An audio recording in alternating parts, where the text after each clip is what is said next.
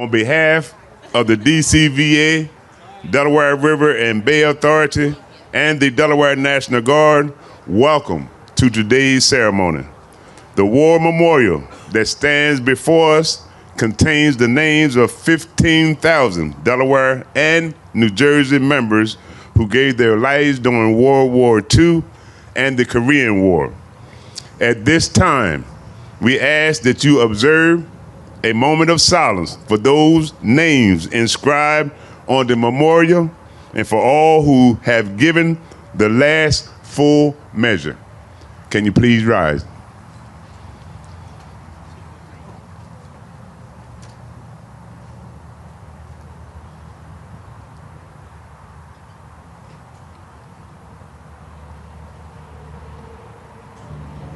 Please rise for the presentation of the colors by the Delaware National Guard, Joint Honor Guard, and National Anthem sung by Army Specialist Carter Stephan.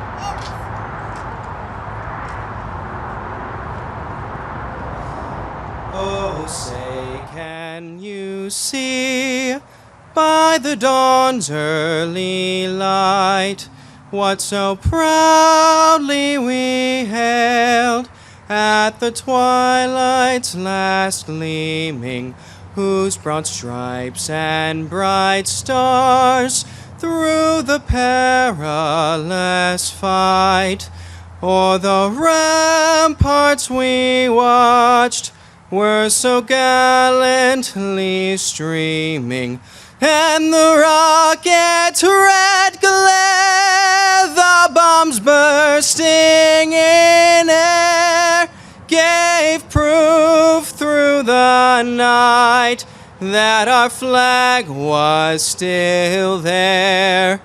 Oh, say, does that star-spangled banner yet wave o'er the land of the free and the home of the brave?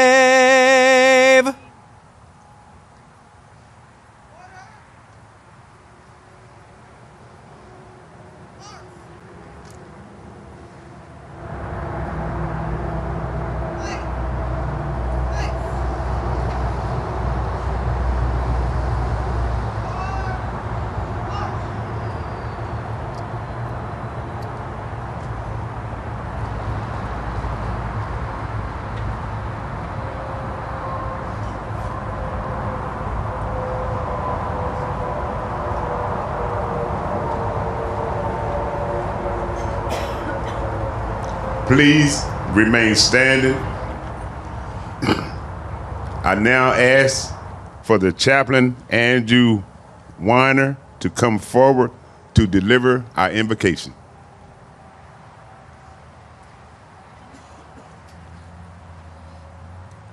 Let us pray. Almighty God, you give us life and breath. We gather here to honor those who have served our nation and gave their last full measure. They never made it home to family and friends. Be with their families especially. Give them comfort and strength. Generation after generation, the fallen have preserved our liberty. Remind us again that liberty is not free, but it is of great cost. We honor our fallen service today. Almighty, meet us here. You are the author of life and freedom. Amen. Amen.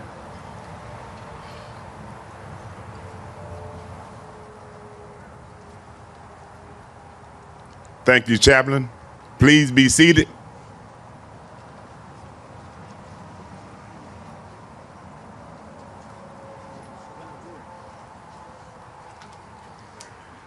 At this time, we would like to recognize our distinguished guests in the audience. please stand when recognized. The 46th President of the United States, the Honorable Joseph R. Biden.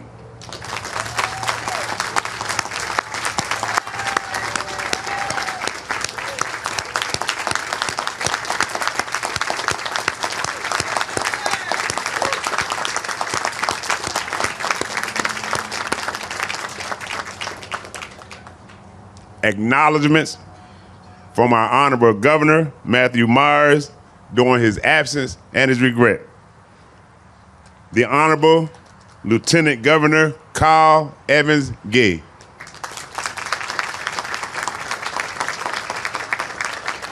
The Honorable U.S. Senator Lisa Blunt Rochester. The Honorable U.S. Representative Sarah McBride.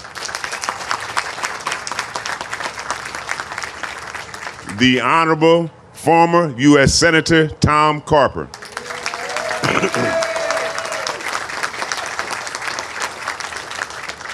The Honorable Secretary of State Patabanda Sanchez.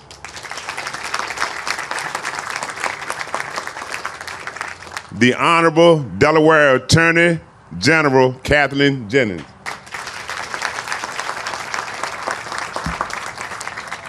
The Honorable Insurance Commissioner Trinidad Navarro. The Honorable Delaware Auditor of Accounts Lydia York. Adjutant Major General James Benson.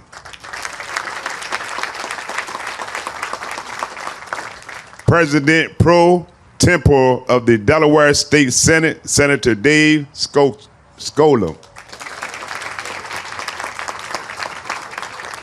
State Representative and Chair of the House of Veterans Affairs Committee, nominee Chupoka.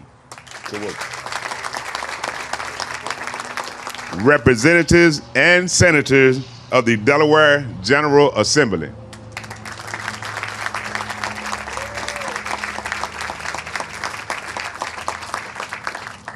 Executive Director of the Delaware River and Bay Authority, Tom Cook.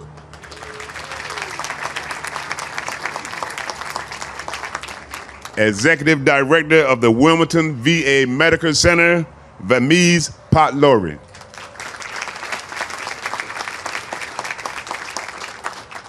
Acting Director of the Office of Veterans Services, Dennis Linden.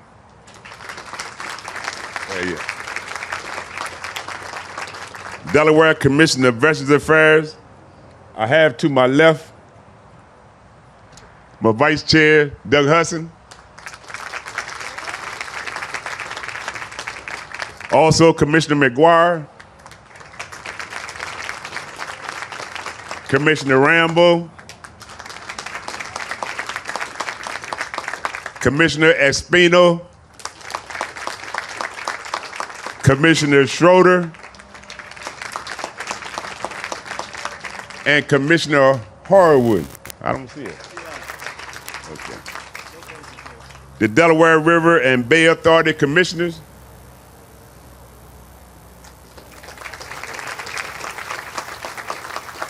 And last but not least, our Gold Star families.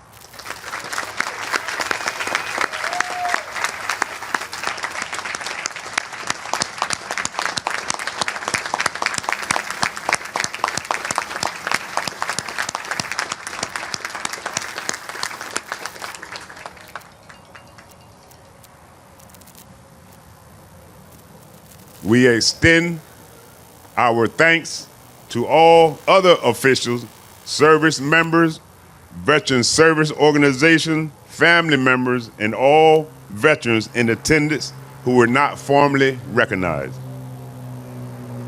It is now time for our Memorial Day messages. At this time, please welcome former U.S. Senator Tom Carper.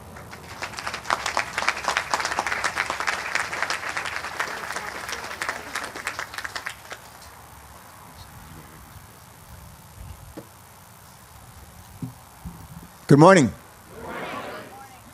How you doing? Great to be with all of you today. Martha and I are delighted that you're here. We're delighted that we are here. We've been coming here some of us have been coming here for quite a while, Mr. President, and it's glad we're able to make it, and delighted that you're all able to make it as well. To all of our elected officials that lead our state, our county, help lead our country, Lisa Blunt Rochester, whose office is in 513 Hart, my old office in the United. She's Joe, her office. She sits at my old desk, and it looks a lot better. I must say, but it's great to be here with all of you. I want to start off with some thank yous, if I may. I want to thank the people of Delaware for welcoming me here. Gosh, over 50 years ago, I'd been a naval flight officer in the Vietnam War, 3 tours, and came back home to the U.S. and made my way to Delaware. And got an MBA at the University of Delaware. Thank God for the GI Bill. Anybody here use the GI Bill? Anybody here use the GI Bill? Let's hear it for the GI Bill. This guy right up here probably did more than anybody I know to make sure we have a terrific GI Bill. But thank you for that GI Bill. Thank you for giving me the privilege to serve as your state treasurer, as your congressman, as your governor, and as your United States senator. What a privilege it has been. I want to. My job is to sort of like to introduce the 46th president of the United States. Ever try to introduce somebody that doesn't need an introduction? Well, at this audience with these people and all of you here today, this particular fellow doesn't need an introduction. My guess is that all of us could come up here and everybody could help give that introduction. But I think it falls on me to do that today. Before I do that, I want to take a minute, if I can, and share with you. Not everybody knows how we ended up with Memorial Day. In fact, my guess is most of us don't. And I'm just going to take, before I introduce President Biden, I'm going to take just a minute or two and just kind of tell us where Memorial Day came from. How do we end up with Memorial Day in this country? A fellow named Frederick Douglass, one of the early giants in the history of our country, believed that Decoration Day, some of you may remember Decoration Day, which was the original name for Memorial Day, was our nation's most significant holiday. On May 30th, 1871, the 4th annual observance of Decoration Day, he honored the unknown Union soldiers at Arlington National Cemetery who died in the Civil War. Douglass spoke that day of his concern that with the passage of time, the lives of 400,000 Union soldiers who died in that war, and even the meaning of the war itself, might be forgotten. He asked that day a question. He said, what should we remember them for? He asked that question not once but twice. What should we remember them for? And then he answered his own question. He replied, not once but twice, they died for their country. They died for their country. In truth, they fought to end the tyranny of slavery and to build a nation that embodied hope, freedom, and self-government throughout the world. Douglass devoted the remainder of his time to ensuring that these men did not die in vain. Gradually, Decoration Day assumed a lasting place in the calendar of national celebrations in America. In 1890, all of the United States had officially adopted it, and in the aftermath of World War I, it came to encompass the dead of all American wars. In 1967, Congress changed the name of this holiday to Memorial Day, 1967. They moved its day from May 30th to the last Monday in the month of May. And Memorial Day came to be celebrated by many as it came to be celebrated as the start of summer, and came to be celebrated as a holiday to spend at the beach, rather than to reflect on history or decorate the graves or honor the dead. If Douglass were alive today, he would probably be shocked, maybe appalled, by the dissension and rancor that characterizes so much of the public discourse that takes place in our nation's capital and across America. Most likely, he would stop and remind us to lower our voices and listen instead to the voices of those who laid down their lives so that we might have a better life. The sacrifice of those who have served us in uniform literally did save our nation. They literally did save our union. And by our presence here today and in countless other gatherings across America, we make clear that we still understand and embrace that truth. And now for a few words about our 46th President of the United States, Delaware's Joe Biden. And again, many people in the audience they could stand up here and do this by heart. And we know him for so long and so well. So I'm not going to dwell at length about his bio. But I do want to tell you three really quick stories that I think say a lot more about him than any recitation of his bio. First of all, a bipartisan infrastructure bill. Joe Biden had been president for like a week. Then he called me on the phone in Washington and said, Tommy, I want you to come over to my office. I want you to come over to my office this week in the Oval Office, and I want you to bring a couple of Democrats, a couple of Republicans from your Committee on Environment and Public Works, and I want us to figure out how we're going to not just talk about an infrastructure bill, an infrastructure program for our country, but actually build one.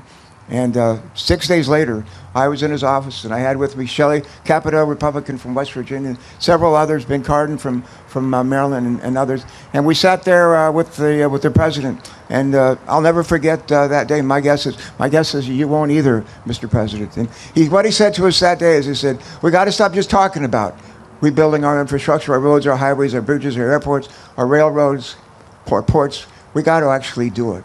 And he said, I want you to, looking at us as served on the Environment and Public Works, I want you to report out a bill by Memorial Day. I want you to report out to the Senate a bill by Memorial Day. And we said, yes, sir. And we talked for it a little bit longer and then left. And I remember standing outside of your office and somebody said to me, who's going to do this? And I said, we are. By the end of that summer, we actually took up on the Senate floor and the House floor the biggest infrastructure bill ever in history of the history of our country. And before Thanksgiving, President Joe Biden put his name on that legislation, and we were off and running. But it took his leadership, his insistence that we have not just Democrats in the room, but Republicans as well. Not just the House, but the Senate. And that's what we did. And it led us to the biggest infrastructure bill ever and helped launch one of the strongest economic recoveries in the history of our country. That's one story I wanted to share with you. Another story I want to share with you deals with Ukraine. Anybody here ever been to Ukraine? I know some have. Some have actually been to Ukraine. And President Zelensky, the president of Ukraine, wonderful human being, was speaking a couple of months ago to a combined session of the Senate, and we all gathered in the old Senate chamber, and it's really packed, really crowded, and President Zelensky was introduced, and I sat in the audience, like right where you're sitting, that far away. And he was up here, was introduced to speak and spoke. I was wearing that day, as I am today, a lapel pin that combines the U.S. flag and the Ukrainian flag.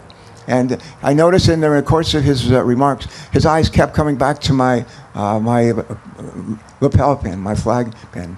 And when he finished speaking, huge audience, Democrats, Republicans on the House and Senate, and a great applause. I thought it would never end. And when he finished, the event finished, he didn't just leave. He literally walked over to where I was standing, and I stood up, and I said, Mr. President, you are a hero. To President Zelensky, I said, you are a hero. He took his hand, I'll never forget it. He put it right on this lapel pin that has the Ukrainian flag and the American flag. He put it right there. And he said, no, he said, you are our heroes. And he said, and President Biden is the biggest hero of them all. In the Ukraine, we love him, we love him, we love him. One last quick story, and I'll pass the baton. Martha and I have a couple of boys, and the youngest one is Ben. He grew up in public schools here in Delaware and turned out pretty well.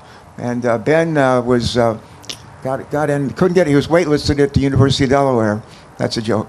but he ended up getting into William and Mary, and we were driving down to William and Mary to help him move into his dorm as a freshman at William and Mary.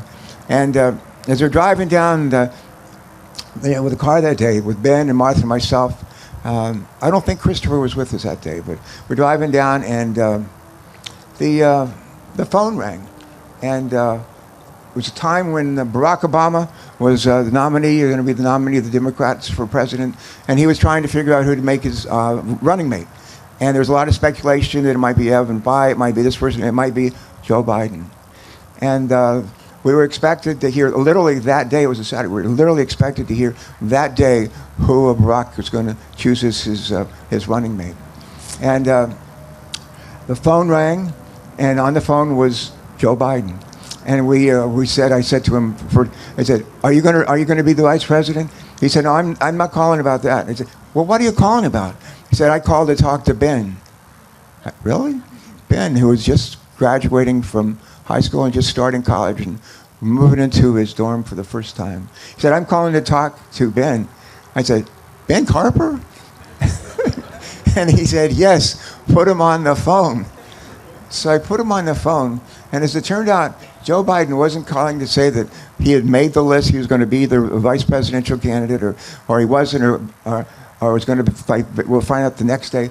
He was calling to talk to Ben Carper, as Ben was ready to set off in his next adventure to be a freshman and later on to go off to do amazing things with his life. I thought to myself, how many sitting senators who are going to someday be vice president and president would call and ask to talk to Ben Carper or any Ben or any other kid who's going to college, just to give them advice and wish them well. And I will never forget that. I will never forget that. And I would just suggest if that were your kid, your son or daughter, you would not forget it either. Let me maybe do one more thing if I can. Someone gave me, Joe, I don't know if, maybe it was Hunter over here gave it to me, but gave me some words. It said, whatever you say, don't forget to say this about Joe Biden. A visionary, a respected leader around the world, a compassionate man who was interested in everyday people. All right. I think, Martha, what did I forget? Nothing? All right, ladies and gentlemen, I think that's it for me. And with that, with me, where's Ronnie? Ronnie? Where's Ronnie? Ronnie, where are you, buddy? All right. Is this the time to introduce the 46th President of the United States, Delaware's Joe Biden? Let's hear it for, on your feet. Let me hear you. Put it on you. Woo!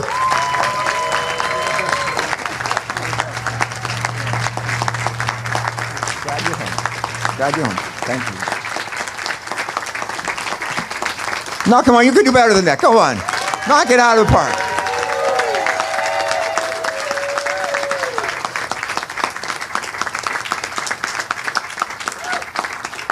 Thank you very much. The greatest honor of my life has been for 4 years being the Commander-in-Chief of the United States. The fact is that I don't think if I had come from any other state that would have happened. But in Delaware, everybody knows everybody. And it's important. It's important because, you know, we had that expression for the longest time. We do things the Delaware way. The Delaware way. Members of the House and Senate know, Democrat or Republican. They've learned to work together for the benefit of Delaware. Now remember, Tommy, we've been coming here for decades. First time I was here, I was reminded of that quote from R.G. Ingersoll, who said, "When the will defies fear, when duty throws the gauntlet down to fate, when they shun compromise with death, that's heroism." I remember thinking that day, the first time. Thinking about my uncles in World War II, thinking about people I knew, thinking about all the people who had laid down their lives. And ladies and gentlemen, It's good to be with so many friends on this solemn occasion. Tommy, Kyle, Lisa, Sarah, Nolan, and you're all outstanding leaders and proud Delawareans. And Chaplain, thank you for your invocation.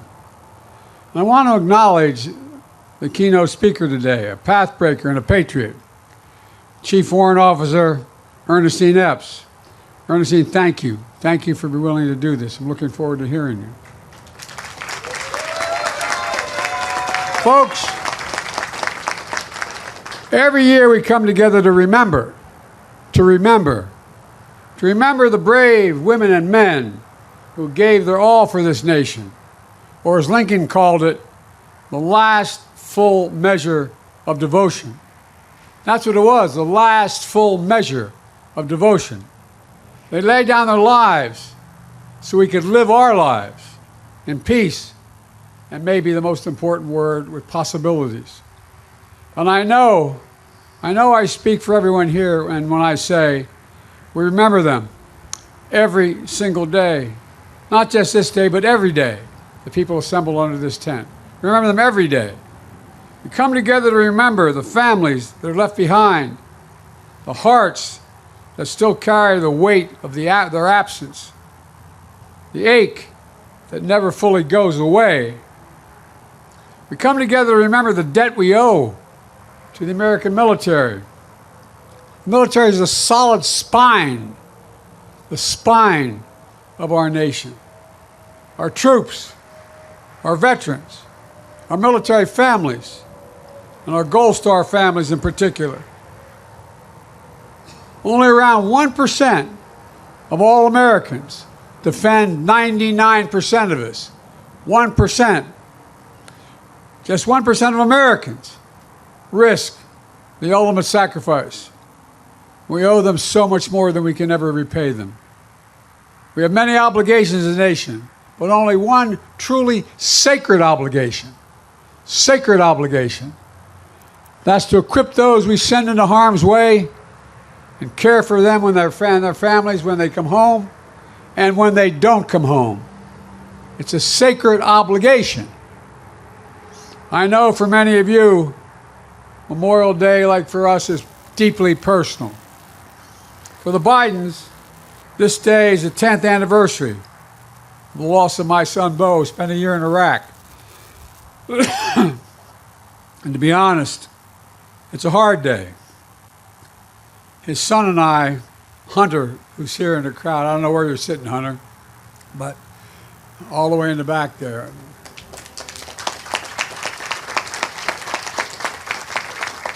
His daddy came to this event with me about the same age when he started. He just graduated from high school, heading off to college. And you know, it's being with all of you, but quite frankly, makes things a little bit easier.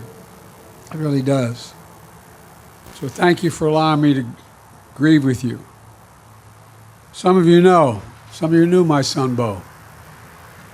He served in the Delaware National Guard, including a year in Iraq. Remember, I got a phone call. I was in Washington. His dad, what are you doing Friday? I said, what do you need, honey? He said, I want you to pin my bars on. I said, pin your bars on? You have 2 kids, you know? Dad, somebody's got to do this, Dad. Proudest day of his life was putting that uniform on. That's not a joke. That's not hyperbole. That's real. And you know, it's one of the proudest things I ever did, pinning his bars on him. And it means so much to our family at the headquarters of the Delaware National Guard has been renamed after Bo. His legacy lives on. His children, his grandchildren, his great-grandchildren, like those you lost, will be remembered. They'll remember who he was.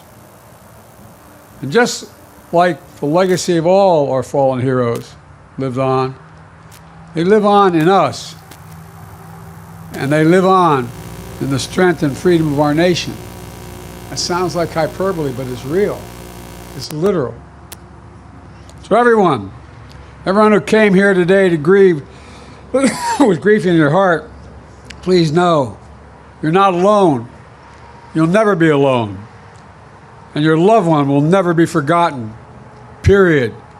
My friends, Memorial Day is about something profound. Our politics have become so divided and so bitter. All the years I've been doing this, I never thought we'd get to this point, but we are. Our troops don't wear a uniform that says I'm a Democrat or I'm a Republican. It says I'm an American. I'm an American. That's who I am. I'm serious about this. I'm not joking. And folks, our politics has become, as I said, so divided. They wear the uniform of the United States of America. The only nation in the world, literally, not free, the only nation in the world founded on an idea. An idea. Every nation was founded on geography, ethnicity, some unifying principle, but not an idea. The idea of America was founded on, we hold these truths to be self-evident, that all men and women are created equal, endowed by the Creator with certain inalienable rights, life, liberty, pursuit of that. We meant it. That's who we are. That's what makes America the most unique nation in the world, literally, not figuratively. In fact, folks, you know, for generation after generation, the profound idea has been defended by ordinary citizens who stepped up and answered the call. Because of them, American democracy has endured for nearly 250 years. Every generation has to fight to maintain that democracy. Every time, every generation. Because of them, our government is still of the people, by the people and for the people.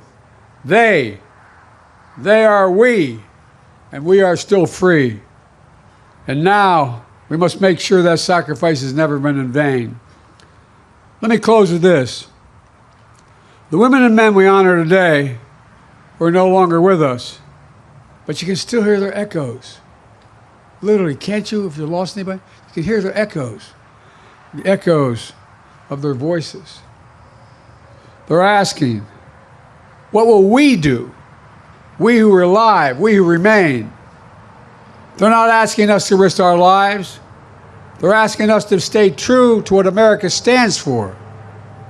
They're not asking us to do their jobs. They're asking us to do our job, to protect our nation in our time, now, to defend democracy, be part of something bigger than ourselves. So today, let's renew our pledge to honor our heroes. I mean this sincerely. Renew our pledge to honor our heroes. Think of what they did. Think what they'd be doing if they were standing here today with us. Not only with our words, with our deeds. To care for their families. To support our veterans. With more, not less. I get really angry when I hear about veterans are seeking too much. They're not enough. That's why I wrote the legislation relating to Gold Star families and the rest. It's an obligation we have. It's a matter of honor. Honor. Ladies and gentlemen, to make sure our democracy always lives up to their bravery. To their bravery. And I want to thank you very much, and I want to recognize the guy who's brand new to all this. He's only a little over 100 years old. But I tell you what, man, every time I come, I love seeing him because he always pats me on the face and gives me a kiss. Sir, thank you for all you've done. Your generation and every generation since then. And folks,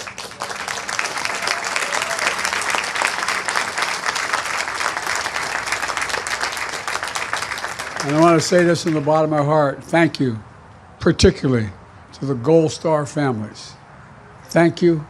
Thank you, thank you. The country owes you. Thank you.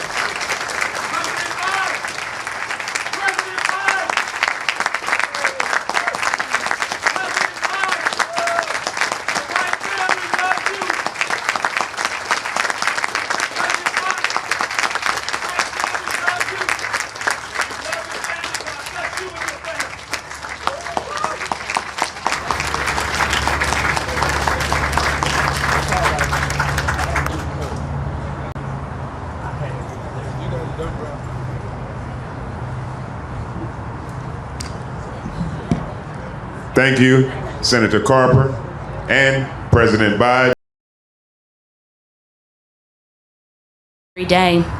And to many who are gathered here today, welcome back. This ceremony of remembrance has been for many of us, an important annual touch point.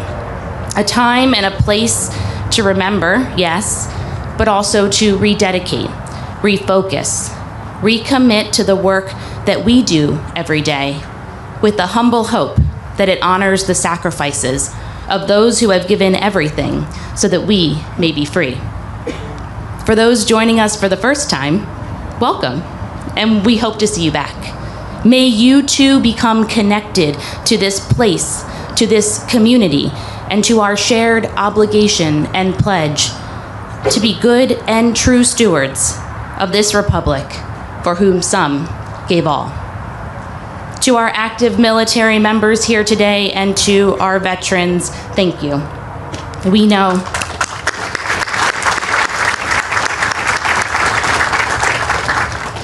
know that as we honor our fallen today, the sacrifices of service are manyfold, and that the loss of those who you served with, who you protected, and who protected you creates invisible chasms that can be difficult to describe or explain to anyone who has not walked in your shoes.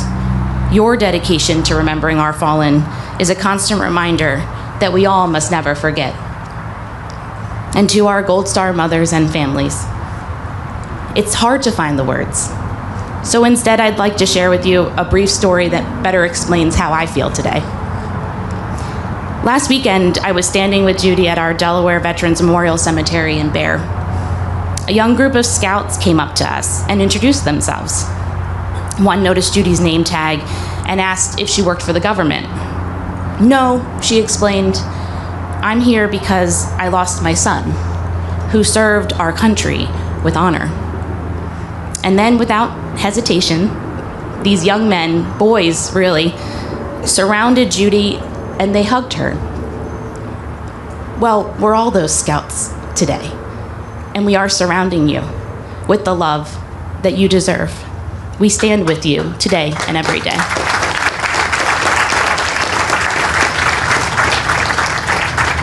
Because even when Memorial Day ceremonies conclude, our duty to the fallen does not. We continue honoring them by telling their stories, teaching their values, and upholding the promises they fought so hard to protect. President John F. Kennedy once said, as we express our gratitude, we must never forget that the highest appreciation is not to utter the words, but to live by them. We honor our fallen by living lives worthy of their sacrifice, striving to uphold the standard of service they set in the roles we are privileged to hold. And we honor the fallen by telling their stories.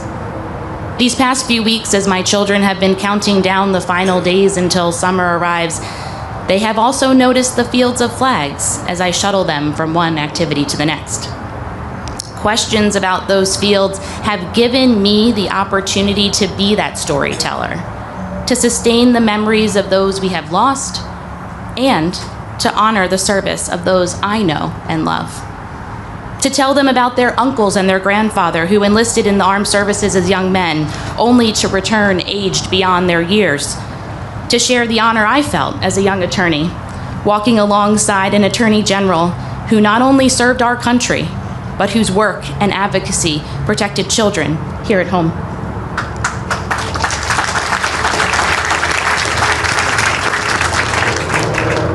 To bring them to places like this memorial, to read the names on the walls behind us so that they can begin to understand the gravity of all that has been sacrificed. This solemn day is a powerful reminder that freedom has a hefty cost. Let us all commit to telling the stories, to showing our gratitude, and to living lives worthy of the sacrifices that have been made. Thank you.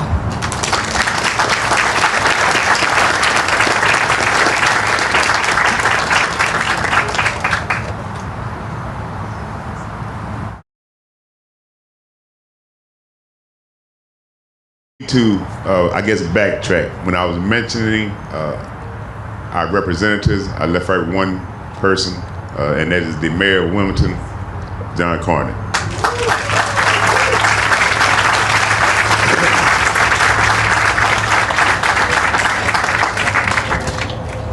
All gave some, and some gave all. At this time,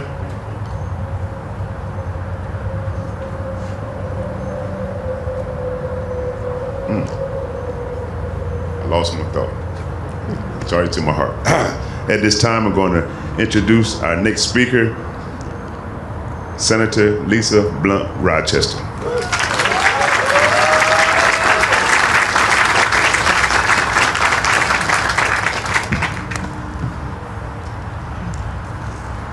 Thank you, Commissioner Lewis. Someone just said, "Let me be blunt." I heard you. Protocol having been established, I want to start off by thanking the Delaware Commission of Veterans Affairs, the Delaware River and Bay Authority, and the Delaware Office of Veterans Services for again hosting an incredible event. Today is even more special. The speeches that we have heard, the presence of all of you, it is truly an honor to be here. And I also want to extend my deep gratitude to President Joe Biden for your years of service, and especially for being here on a day that I know is so important to you and your family, and to have your grandson Hunt here as well, Bo's son. One of the things that was not mentioned is your commitment in ensuring that the PAC Act, like not just thinking about veterans, but living up to the ideals, the promises that we made. I feel it was and Senator Carper, correct me if I'm wrong, but it was one of the largest investments ever made for our veterans. And so please, the PAC Act, this president did that. President Joe Biden, along with the House and the Senate. And I'm also pleased to join my predecessor and my good friend, Senator Tom Carper. I'm glad you started off with Frederick Douglass and Decoration Day, because I think a lot of times we do things routinely, but we don't really know why we did them. And so to remind us that it was at a time when our country was tearing apart, that for our veterans we came together. And so thank you so much for your service. To our Lieutenant Governor, Kyle, what a beautiful, beautiful tribute you gave as well in representing our governor and our state. And to all of the incredible elected officials, I'm proud to be here with our Congresswoman Sarah McBride, and also representing Senator Chris Coons in his absence as well. Thank you to all of the leaders of our state, all of the veterans, the service members, the families, and our community at large. Thank you for joining us. I am reminded that soon we will celebrate the 250th anniversary of our country. 250 years.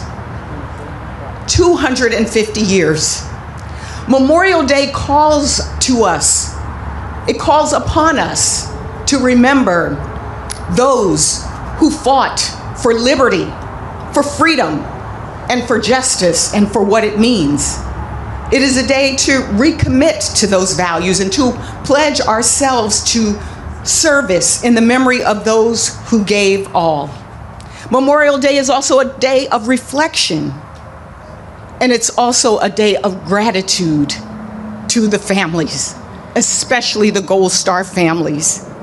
Gratitude for those who paid the ultimate sacrifice. And today we know there are so many stories up and down this state throughout the years, the 250 years.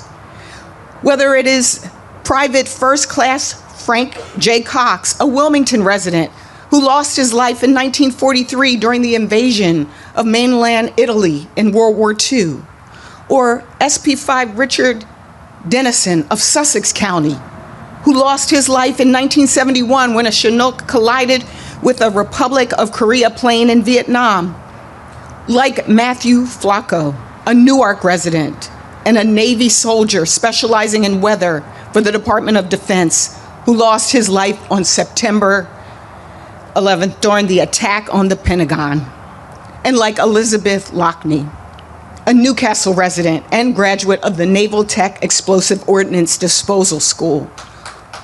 Remember Elizabeth. Many of you remember was in 2007 when a car bombing, 20 days before she was meant to come home, she perished in a tour in Iraq. We hold Frank and Richard and Matthew and all of those who gave their lives in service in our hearts today, and the countless stories up and down this state. We hold our Gold Star families, our Gold Star mothers in our hearts. The mothers, the fathers, the husbands, wives, daughters, sons, friends who gave their lives for the sake of liberty and freedom. We give you our thanks, we give you our love. I also give the Biden family our love on the loss of one of the most beautiful and brilliant service members and public servants in this state. I remember as I was, after I lost my husband, Bo called me in the hospital. The president called me in the hospital. And I know President Biden says this to families like he said to me, that there will come a time when the mention of the person's name will bring a smile to your face before it brings a tear to your eye. We thank you. We thank Bo. We thank your family. I began by talking about the fraying and the tearing of a country.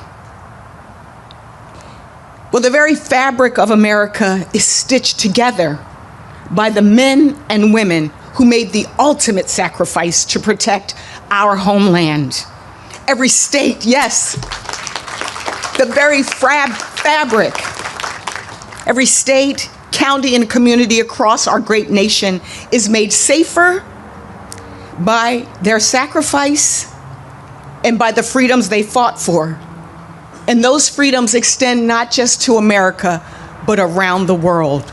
So on this Memorial Day, as we put our hand on our heart, or as we salute these decorations, let us remember, let us reflect, and let us recommit to living the legacy that they leave behind. Thank you.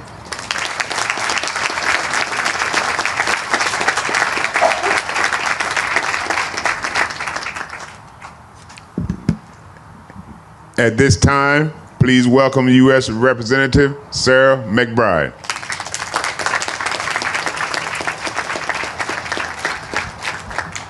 Good morning, everyone. Commissioner Lewis, and to all of the commissioners and every office, every Delawarean who made today possible, thank you very much for bringing us together. Can we give them another round of applause for always organizing such a powerful ceremony. It is an honor to join you all today as your new representative in Congress. While I have joined for this ceremony before alongside my former colleagues in the Delaware General Assembly, it is a privilege to be before you all today representing the greatest state in the Union in Congress and to have the privilege of speaking before you today. It's a privilege to join so many friends, General Vavala, General Burton, thank you for your service.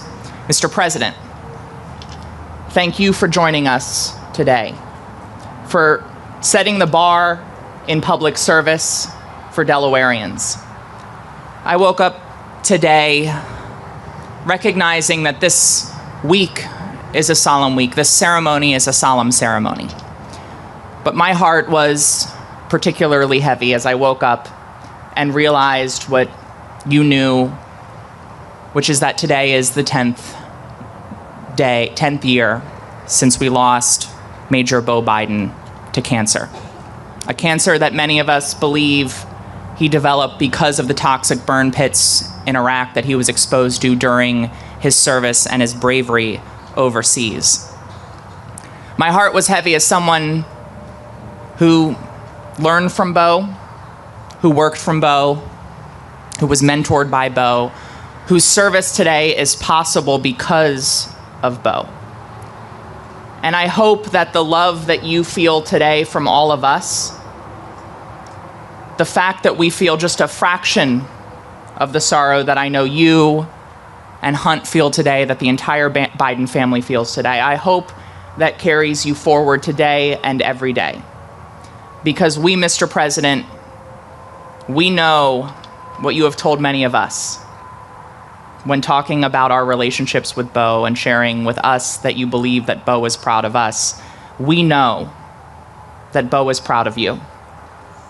And we are grateful to you for raising a son of such dignity and grace, goodness, and sacrifice. Someone like Bo. And Mr. President, you have the unenviable moniker of a parent who has had to bury a child. It's a responsibility that you share with the Gold Star families who we honor today. And to all of the Gold Star families, you carry with you the courage of those left behind. Please know that your loved one's service, your loved one's bravery lives on in you. They live on in you. They live on in the legacies that they leave behind, in our communities, in our values, and in every act of freedom that those of us here under this tent and millions beyond exercise every single day because of their service and because of their sacrifice. In so many ways,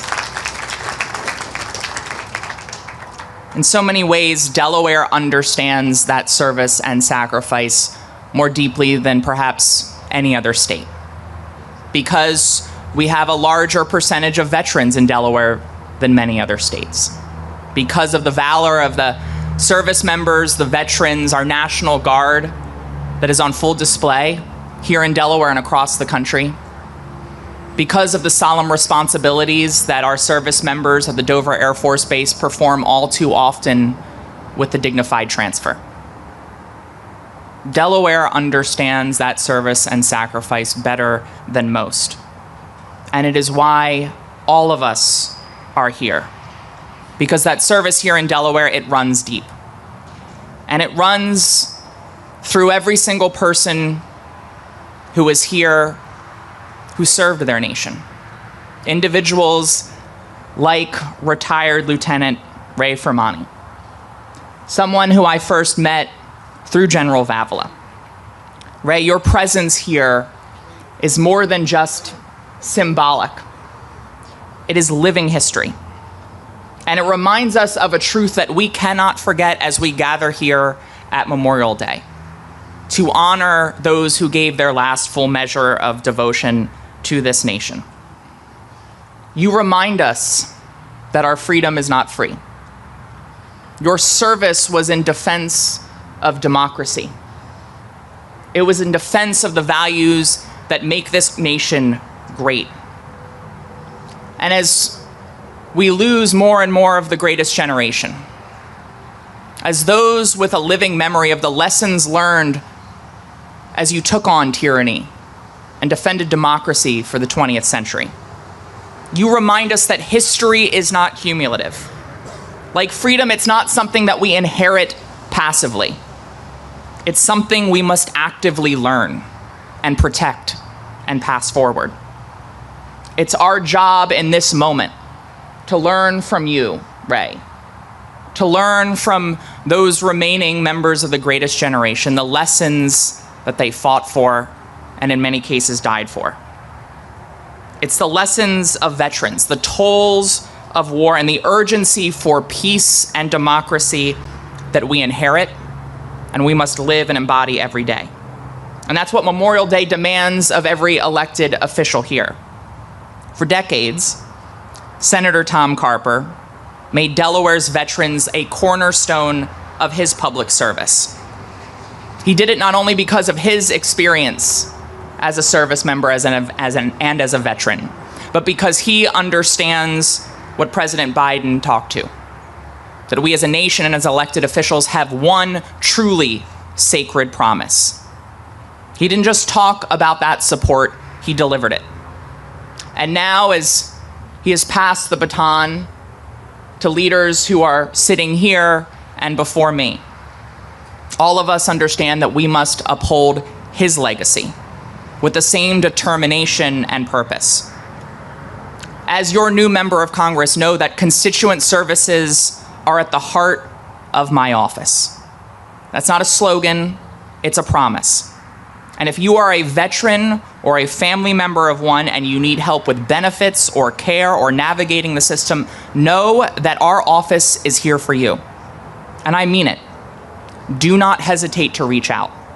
We will answer your call because we understand that we must be there for those who have answered the call to serve this nation. President Lincoln once charged us, quote, "Any nation that does not honor its heroes will not long endure." So let us remember that charge. Let us remember the sacrifice of those who are no longer with us and the service of those who we are privileged to see before us today. Let us honor, and above all, let us honor that service with action. May God bless the fallen, may God bless their families, and may God bless the United States of America. Thank you all very much.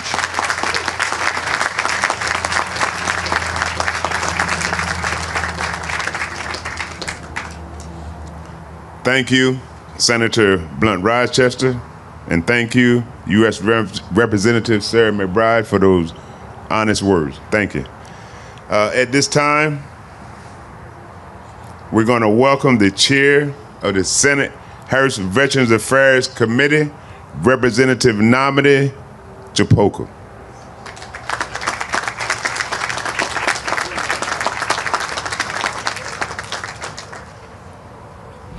Good morning, everyone. I would be remiss if I didn't do what everyone else did, which is to thank our president for his service. And like many of you, when I pulled up this morning, I said, wow, this parking lot's full. And the first thing I thought, I said, the president's coming. That's the first thing I thought. And true to behold, he's here. And it's great to have him here.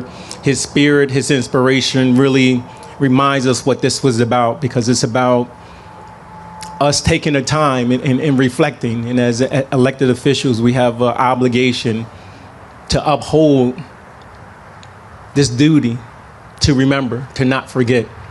So I thank Mr. President for being here, and I thank my neighbor, former Senator Carper, for all his service and just being true stewards, not only at events like this, but every day in their service, being stewards for veterans and for Gold Star families and for those who serve their nation and serving those with distinction.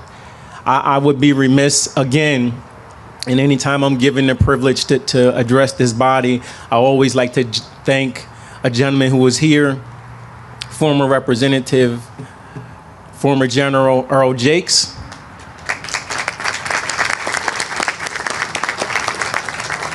Former Representative Jakes was the speaker who was scheduled to speak on behalf of the House of Representatives as the veteran chair.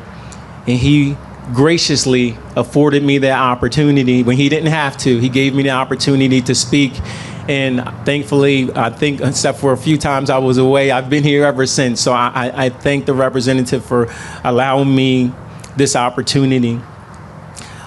I wrote a poem, and I edited the very poem, but it was called Memorial Day and the importance of remembrance. And it's just reminding us of why we're here today.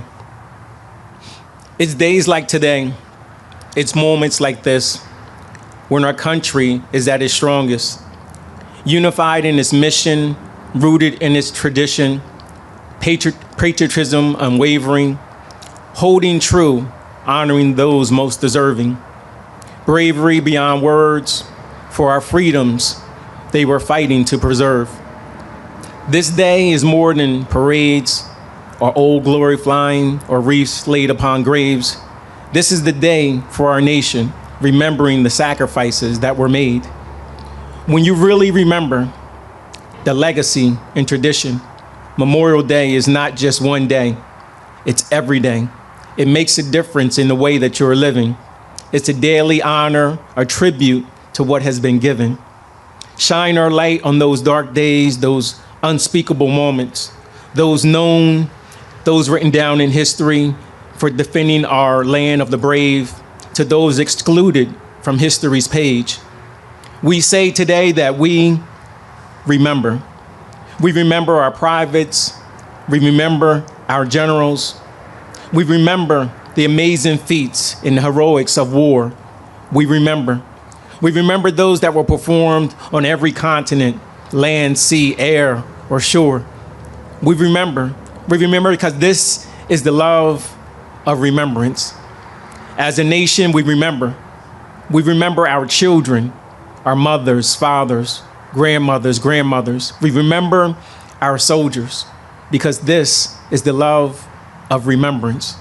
We remember the how and the why. This is the love that's in our every breath, in our every step, placing us on the path, connecting us, our present, to our past, creating strong bonds between generations, not just remembering, but refusing to forget. It's that strength of our nation, remembering our lost troops, remembering the uncomfortable truth. Our freedoms have never been free. Always paid for by those who believe, those who serve. We remember those who were overwhelmed with their struggles from PTSD. We remember the ones who served overseas, and many moons later they got sick from toxic burn pits that we never knew exist. See, freedom isn't free. A strong nation will always build upon its strengths. So today we remember and we honor those soldiers, those men and women who carried on, who made our nation strong. We remember. We remember those unforgettable moments for our families, the moments of strength for our nation. Forever grateful, our nation forever changed. Families forever changed. A nation forever changed. The battles and conflicts, those known and unknown, those who made it back beneath flag-draped coffins. We remember. Those who never returned home, we remember. Remember those Medal of Honor winners, the Purple Heart distinctions, to those never fully acknowledged for their missions, we remember. The known and the unknown stories of glory, truly the heart of our nation. To our Gold Star families, we thank you. We thank you for the weight that your family carries for our nation. We thank you, and with you, we remember. Remembering our nation's darkest hours, your dedication, your commitment, your valor, missions fulfilled through anguish, a family's unspeakable pain, a nation forever changed, a forever grateful nation, a world forever changed. We are forever grateful for your memory, your memory will never be forsaken. Through remembering, this is how we make a better world, a better nation. This is the importance of remembrance. Thank you.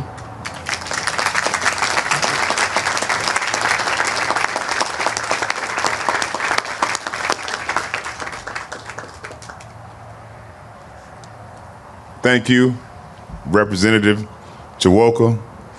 It's an honor for me to introduce our keynote speaker, Command Chief Warrant Officer Ernestine Epps, a trailblazer in the Delaware Army National Guard. She made history, both the first female to achieve the rank of Chief Warrant Officer 5 and the first female African American Command Chief Warrant Officer. Rising from foster care and early service in the United States Marine Corps, she joined the Delaware National Guard in 1999 and advanced through the warrant officer ranks after 2006. She holds an impressive educational credentials, including master's and bachelor's degrees from Wilmington University, alongside extensive military education. Her distinguished service is recognized through numerous decorations, including the Defense Meritorious Service Medal and multiple Army Meritorious Service Medals. I have the privilege of presenting Command Chief Warrant Officer Ernestine Epps.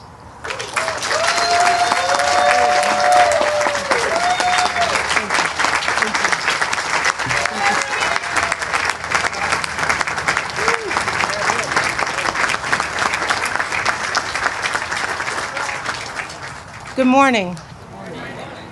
I know protocol's been established, but I want to establish it again. President, thank you so much. Thank you for your service to our nation, and my family is praying for you. I had the privilege of serving with Bell. Thank you. Lieutenant Governor Kyle Evans-Gay, former Senator Tom Carper, Senator Lisa Blunt Rochester, Congresswoman Sarah McBride, Major General James Benson, our Gold Star families, military leadership, elected officials, service members, and friends, good morning.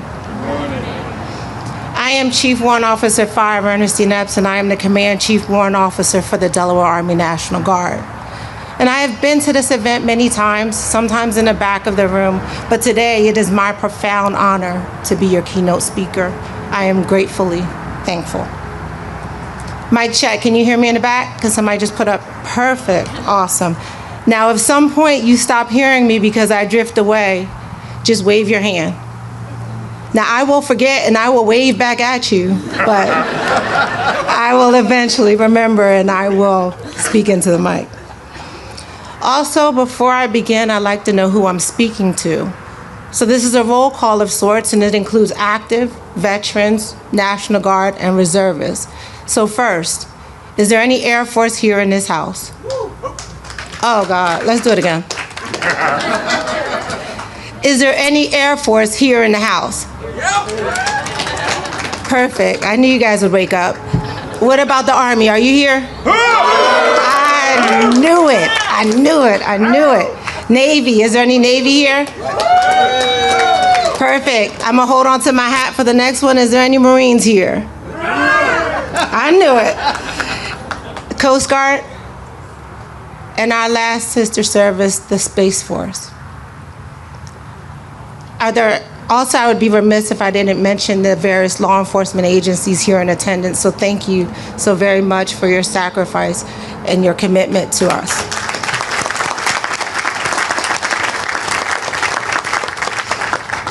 I won't go back into the definition of Decoration Day changing into Memorial Day, but what I will say is that Memorial Day means something different for me today than it did 30 years ago when I joined the service. Now, when I visit the Bear National Cemetery or even Arlington National Cemetery, I can locate the headstones of friends and family members I've had the pleasure and the honor of serving with, either in the Marine Corps or in the Delaware National Guard. Soldiers like Major Franklin C. Blackman Jr. His smile could light up any room. And in 2009, Major Blackman passed away at 35 years old, just 8 days after his return from Iraq. Today, Major Franklin C. Blackman Jr., we remember your service. Or like Master Sergeant Mitch McKinney of the Delaware National Guard, whose favorite phrase was, "Too easy, Chief, too easy." Master Sergeant McKinney served his country proudly for 35 years before tragically taking his own life in 2015. Master Sergeant McKinney, today, we remember your service. Or like Sergeant Aaron Sassy Sheets of the Delaware National Guard. Sergeant Sheets was 25 years old and delivering turkeys to families in need When she stopped to help a disabled vehicle on the side of I-95, she was struck and tragically died. She epitomized what a citizen soldier is, and today, Sergeant Aaron Sassy Sheets, we remember your service. Since 1980, more service members have lost their lives to accidents and suicides than to combat casualties, and today, like every day, we honor them all. If you have a chance to visit Arlington National Cemetery, you will go on a tour, and that tour will take you to the tomb of the unknown soldier. And while you will witness the impressive changing of the guard, make a half left facing movement and look out over the ridge. There you will see an overwhelming number of sections of beautifully aligned headstones. There are thousands of them. These headstones represent the brave Americans who raised their right hand, thus signing a blank check up to the cost of their life to defend our great nation and our flag. This is their legacy, and we must never forget. If you venture into one of the sections, you might find one of 4 different coins on a headstone. A penny signifies that someone has come to visit the grave. A nickel signifies that the coin leaver attended boot camp with the veteran. A dime signifies that the coin leaver served in some capacity with the veteran. And a quarter signifies that the coin leaver was present when that veteran passed. These coins are left as a token from those who have served with these veterans, that they, along with all of us, will never forget their service or their sacrifice. I must admit, though, when I joined the service all those years ago, and 30 years is a very long time, I didn't join because I was concerned about the legacy of service. I was a teenager who had emancipated from foster care, and I was working 3 jobs and going to school. By the time my Marine Corps recruiter came through my high school, I just needed to know that I could get some place to stay, food, and some money for working just 1 job. As tragic as that sounds, I also want to share that the reason I joined is not the reason I stayed. When I arrived at Parris Island, South Carolina in June, the summertime, I learned about the Battle of Iwo Jima, the Normandy D-Day landings, and later I learned about the Tuskegee Airmen, the Buffalo Soldiers, the Women's Army Corps, and the Vietnam-era war heroes. My initial feelings of desperation turned into hope and a profound respect for the legacy of service that I now contribute to daily. I was, and I continue to be empowered by the idea that under our flag, regardless of our background, we can unite for something greater. We must never forget the battles and the sacrifices made to protect the freedoms of our great nation and our Constitution. Now, I want to pause my speech for a second, and I want to recognize any Vietnam-era vets. If you're here, can you wave your hand or stand up for us?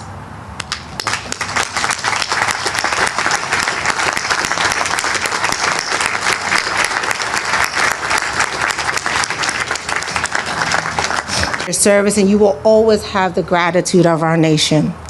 Thank you so very much for your service. I also want to say thank you to the brave veterans and the veterans organizations here in Delaware, such as the Patriot Riders, the American Legion, and the Veterans of Foreign War. I have had the honor of being at the Bear Cemetery, where hundreds of you show up to ensure that unaccompanied veterans are properly buried. You exemplify what it means to never forget. Your service to those who have served is amazing. Thank you so very, very much.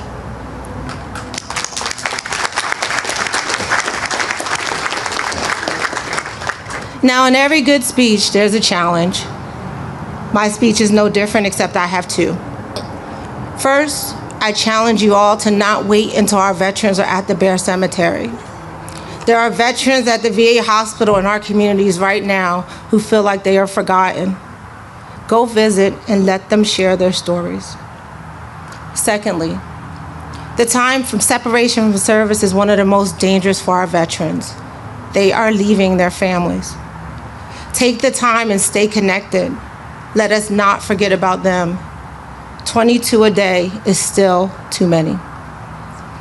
And in closing, One thing all of our fallen have in common is that they believed in one flag. It is the flag that I wear on my right shoulder, and the ones whose principles are etched in my soul, and the ones I demonstrate daily. And it is the same one that will drape my casket. And this I will defend. We must never forget to honor our fallen by living our values daily. The values of leadership and duty, respect, selfless service, honor, personal courage, and my very favorite, integrity. Thank you again for coming today to honor the legacy of those who have served. May we carry their memory forward with purpose and gratitude. And I pray that each of you has just an amazing day. Thank you.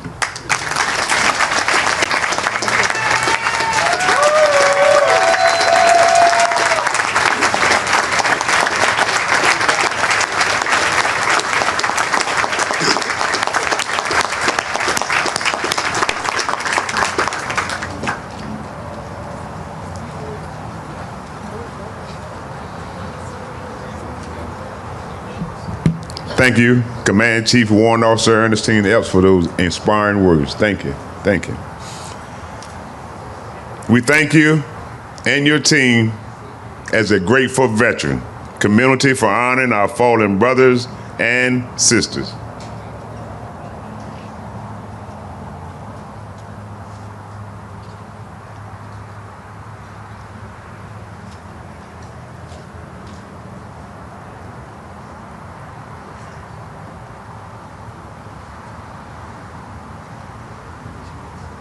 It is time for the floral tribute. As I read your organization's names, please stand, if able, and salute to honor our veterans. As a reminder, these salutes are rendered from your place in the audience.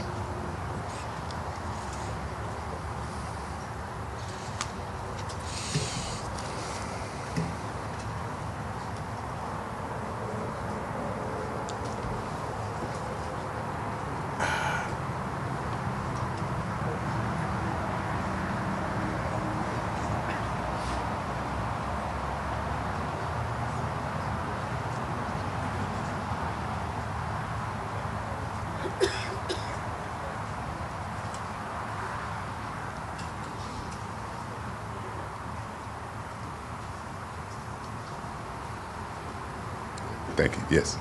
Thank you.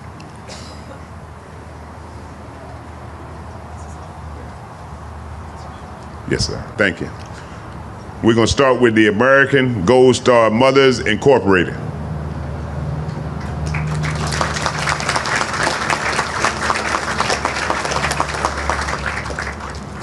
Gold Star Families.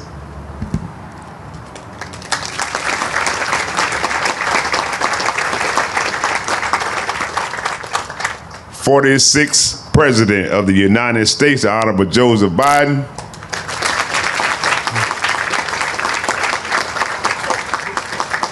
Thank you, sir. Thank you, sir. Thank you. Lieutenant Governor Kyle Evans Gay.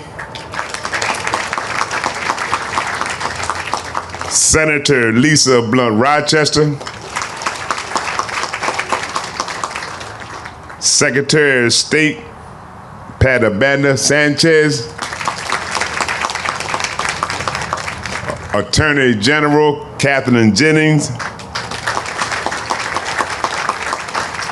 Insurance Commissioner Trinidad Navarro.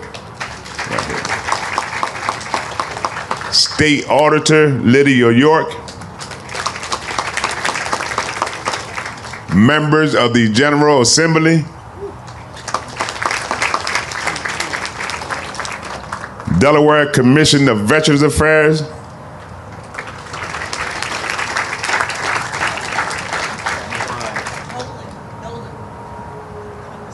Oh, I'm sorry. Oh, man, I apologize. Representative Sarah McBride.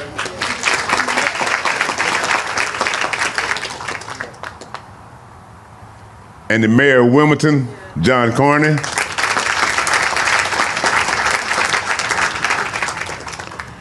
Air Force Sergeants Association.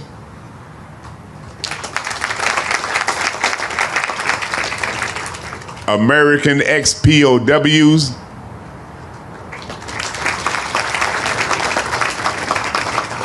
American Legion and Auxiliary, Department of Delaware,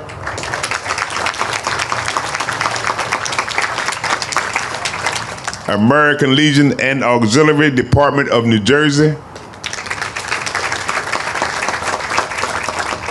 Americans of Polish Descent Culture Society, AMVETS,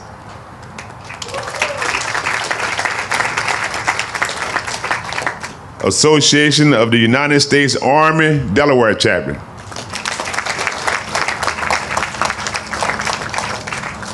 Blue Hen Veterans,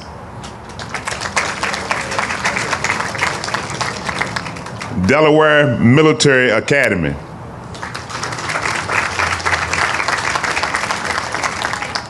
Delaware Medal of Honor Historical Association,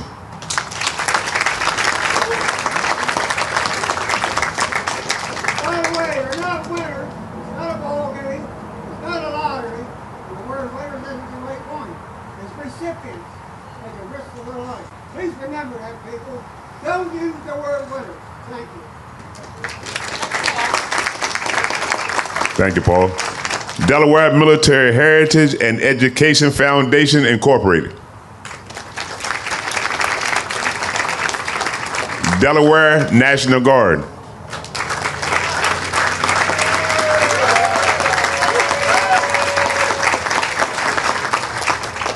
Delaware Patriot Guard.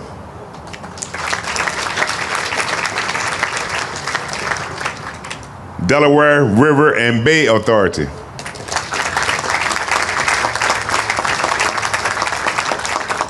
Delaware Society, Daughters of the American Revolution.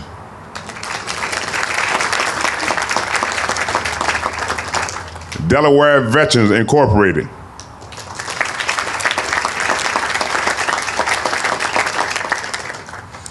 Desert Knights of America Motorcycle Club.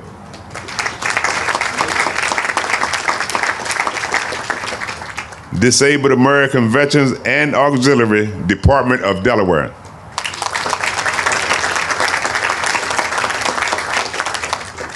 Dover Air Force Base.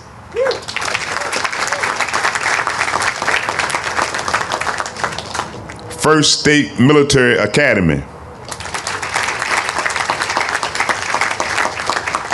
First State Military Woman Warriors.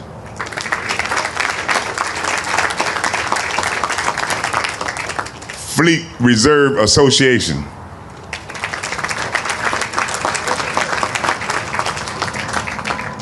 Freemasons Masonic Riders.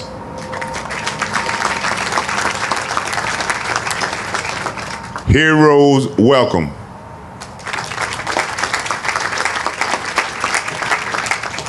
Hogs and Heroes of Delaware. Jewish War Veterans, Department of Delaware. Kamikaze Survivors Association.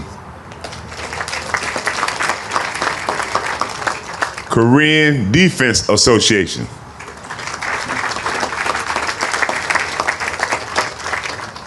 Korean War Veterans Association.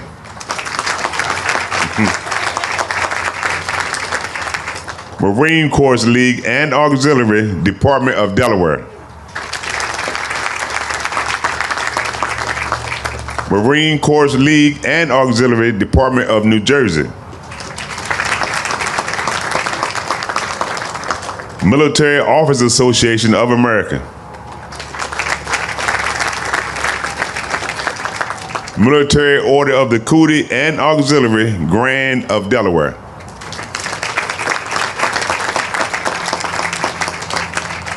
Military Order of the Cootie and Auxiliary, Grand of New Jersey. Military Order of the Devil Dog.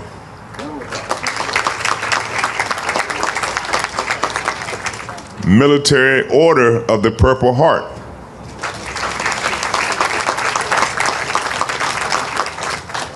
Military Order of the World Wars. National Association of Black Veterans, Delaware Chapter.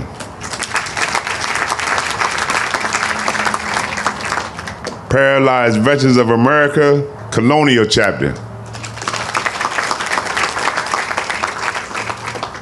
Pilgrim Baptist Church Veterans Ministry. Purple Heart Riders. Reserve Officers Association of Delaware. Scottish American Military Society First State Camp.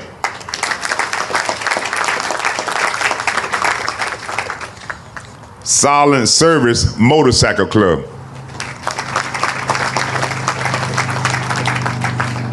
Sons of the Union Veterans of the Civil War. United States Air Force.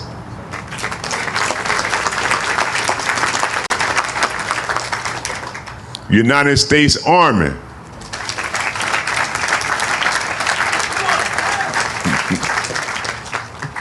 United States Coast Guard.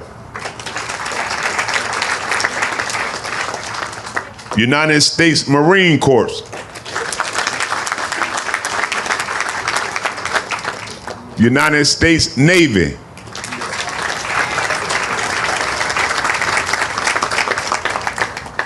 United States Space Force.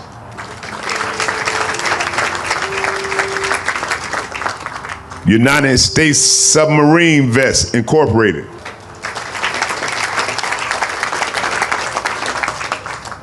U.S. Department of Housing and Urban Development. U.S. Navy Cruiser Sailors Association. U.S. War Dogs Association Incorporated.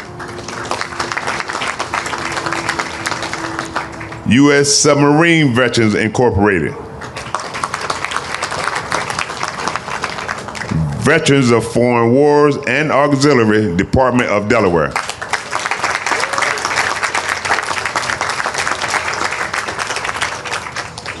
Veterans of Foreign Wars and Auxiliary, Department of New Jersey.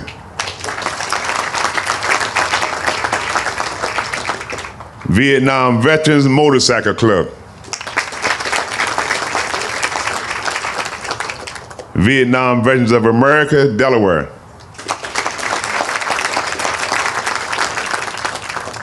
Warrant Officers Association, First State Chapter.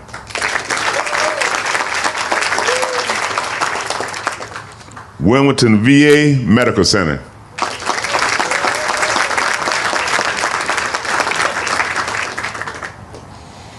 If your organization was not called and you wish to honor our veterans, please stand and salute at this time.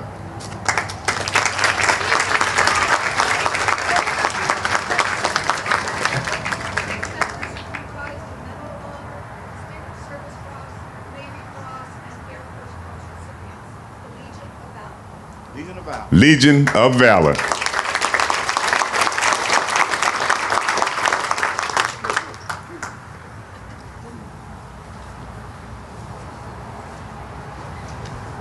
About 3 years ago, a number of us gathered on the Delaware River for the christening of the most modern fast-attack nuclear submarine in the Navy, the USS Delaware. And the entire crew sends their regards to you today. USS Delaware.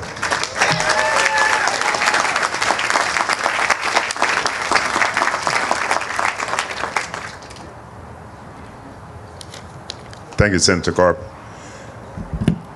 Any other organizations that wasn't recognized that want to stand?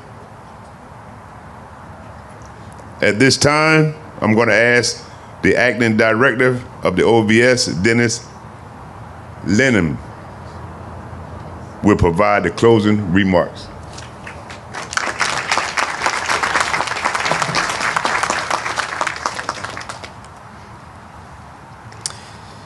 Good morning, everyone.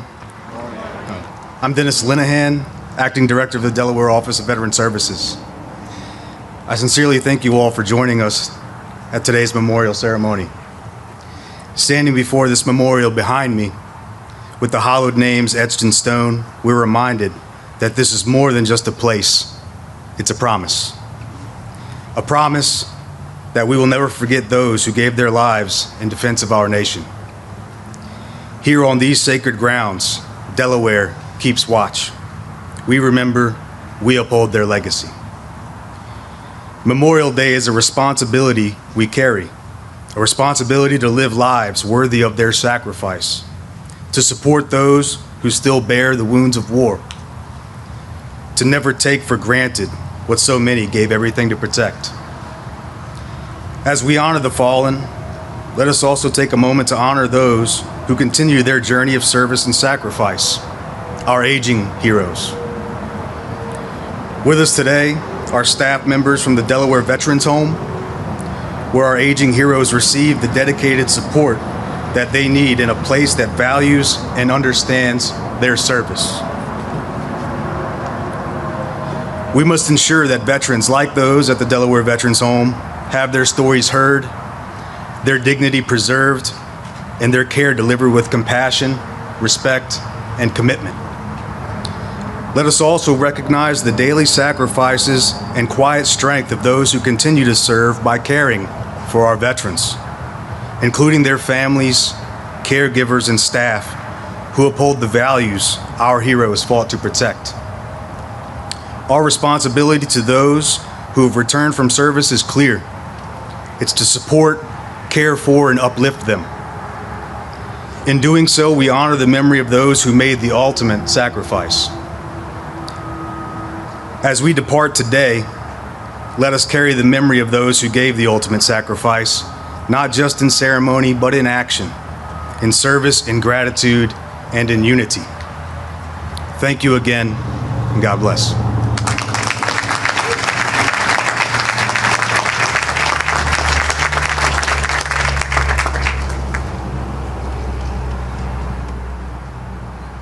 Thank you, Mr. Linehan. At this time, Chaplain Andrew Weiner, will you come forward for the memorial prayer?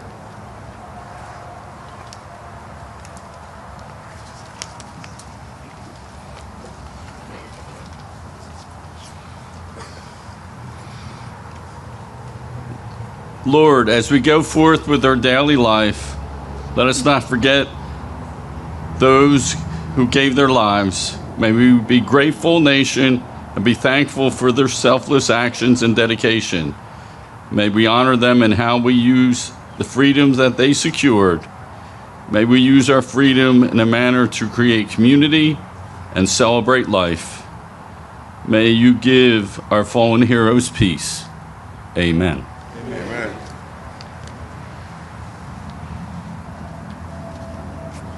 Please remain standing as Specialist Carter Stefan leads us singing God Bless America.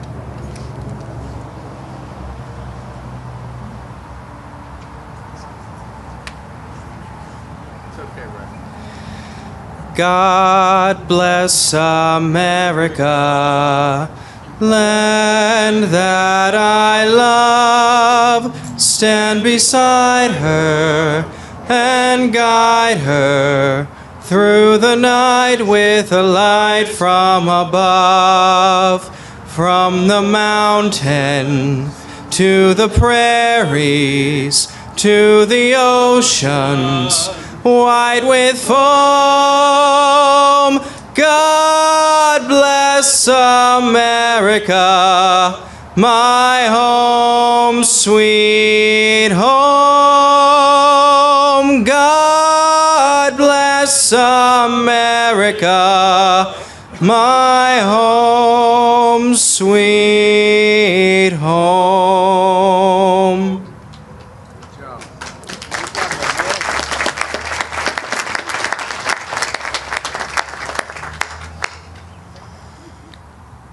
Specialist Carter Stefan, thank you for sharing your gift of song. Thank you. Thank you. Ladies and gentlemen, please remain standing for the honor volley and plan of the taps.